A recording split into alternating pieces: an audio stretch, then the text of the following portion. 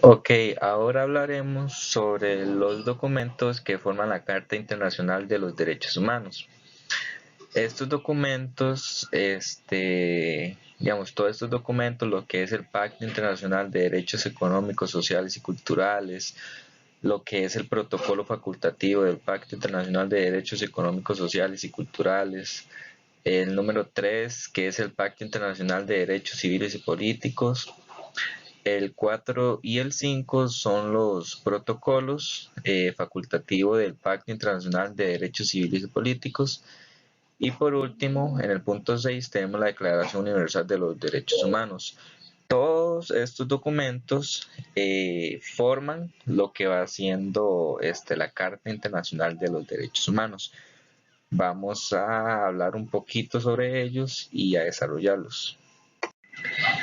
Ok, como primer punto tenemos el Pacto Internacional de Derechos Económicos, Sociales y Culturales. Bueno, estos derechos económicos, sociales y culturales tienen una abreviación que se puede decir también DESC, como está acá anotado. Bueno, básicamente lo que buscan estos derechos es como poder garantizar el bienestar económico de tal forma que va a asegurar el desarrollo integral de los seres humanos y también de los pueblos. Bueno, entre los principales derechos se incluyen estos que están acá anotados, que fueron como los que pude rescatar, que son el derecho a la alimentación, derecho a la educación, derecho a la vivienda, derecho a la salud, derecho al trabajo y derecho a la cultura.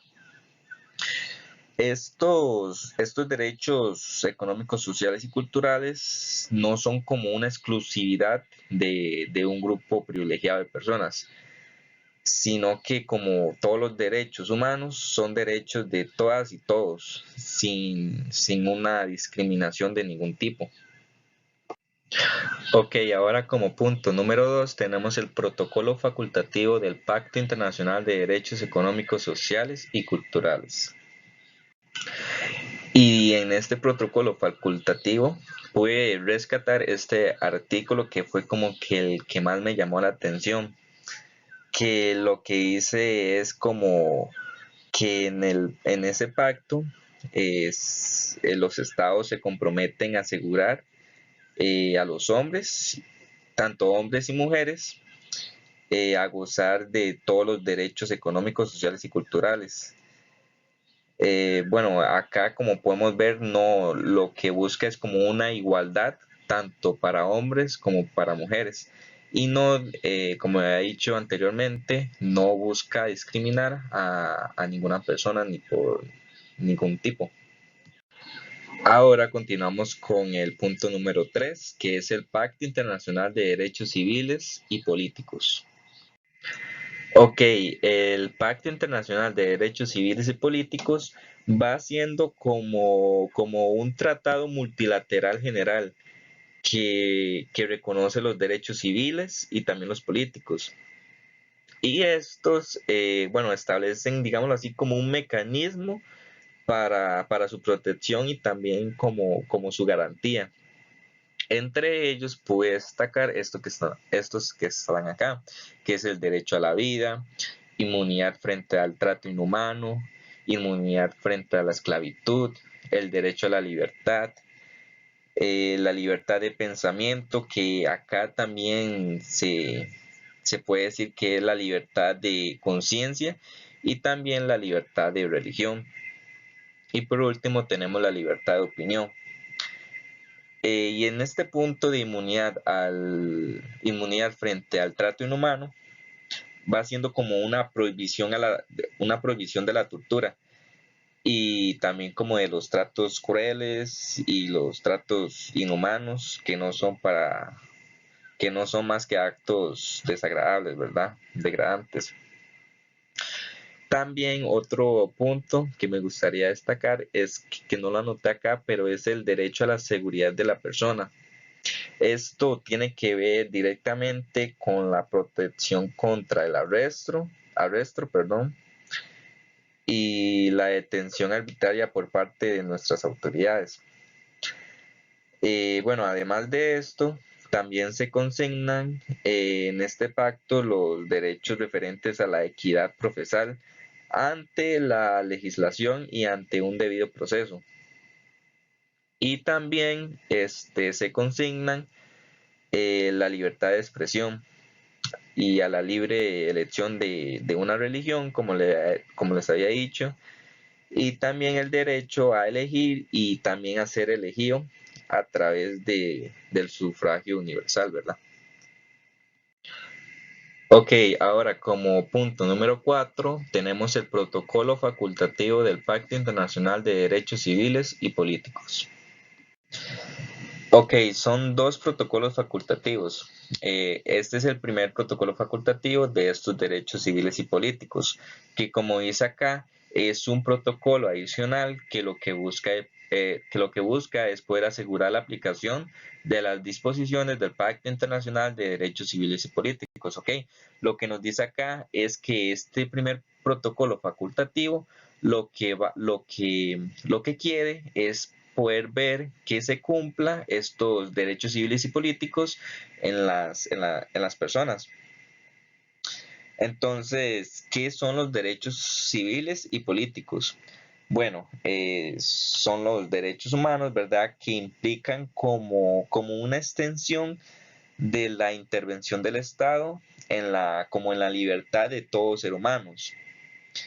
Estos derechos Estos derechos permitieron libertades como las que vimos anteriormente, como la libertad de expresión, la libertad de pensamiento, la prohibición de la tortura, de la esclavitud y también el derecho a votar.